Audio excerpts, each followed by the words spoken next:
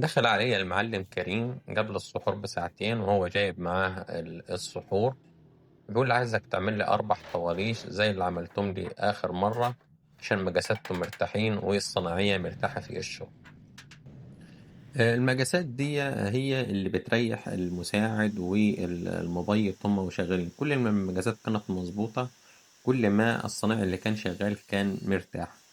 اول خطوه انا بعملها ببتدي ان انا اظبط قطعه البلاستيك اللي هو جايبها. بخلي الاربع زوايا بيكونوا عاملين زاويه قايمه 90 تيبيكال بالظبط.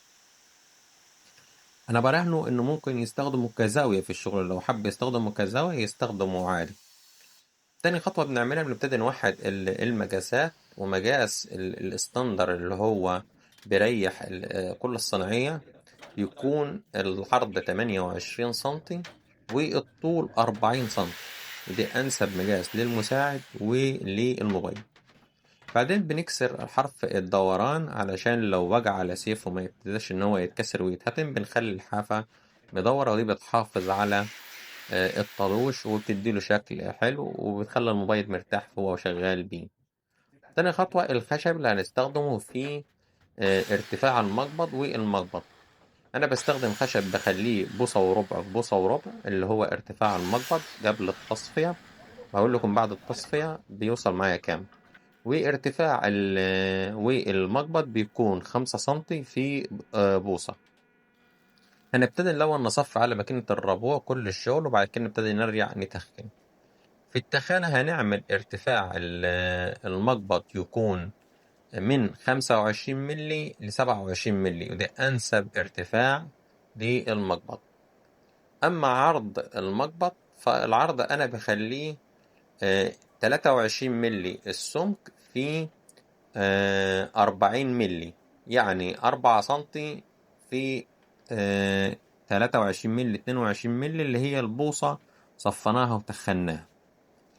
دي أهم خطوة في مقاسات الارتفاع. أنا الارتفاع أنا بقيس الجزء 28، فهبتدي إن أنا أدخله تاني التخانة وأخليه 27 ملي بالظبط.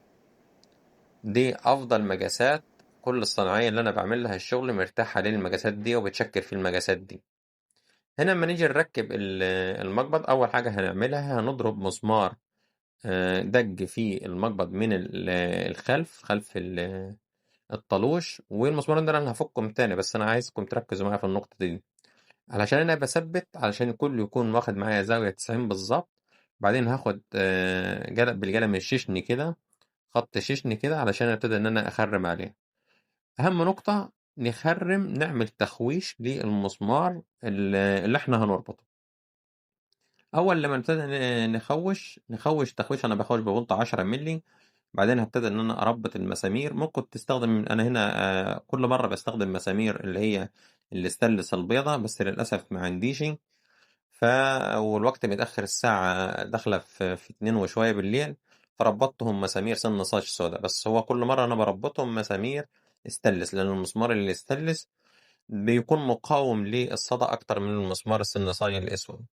تاني خطوة هنعملها، هنبتدي إن إحنا المقبض بالفارة كده اليدوي الصغيرة نكسر الحرف بتاعها بحتة صنفرة، نبتدي إن هي ننعم الحاف عشان ما تكونش حامية معانا، علشان يبقى مرتاح في مسكتها. وممكن ساعات لما الكمية كبيرة ببتدي إن أنا باللوتر بغنطة كسر الحرف، ابتدي إن أنا أخدهم لو الكمية اللي أنا شغال فيها كتيرة. بعدين هنبتدي إن إحنا نركب اليد، هنضرب مسمارين في اليد في الارتفاع. وأهم حاجة ما تنسوش إن إحنا بنحط غيرة في النقطة دي بالذات. تمام، نضرب مسمارين دج 5 سنتي، واحد للأمام، ونظبط زي ما انتم شايفين أنا بظبط الزاوية بحيث إن الكل يكون عامل زاوية 90 مع بعضيه، علشان ما يبقاش في حتة مايلة وحتة عالية. نخرم خرمين ببنطة الخرم، وبعد كده نخوش للمسمار اللي احنا هنربطه. وهنا هنروح رابطين بعد كده المسامير الربط. زي ما انتم شايفين كده أنا هنا هربط المسمار 100 تمام. وبعدين اما نخلص خالص نسلم عم كريم الشغل بتاعه، ويروح يسافر ويتكل على الله، وربنا يرزقه ويرزق الجميع يا رب. ودي كانت النتيجة النهائية، وهو الراجل مبسوط من الشغل.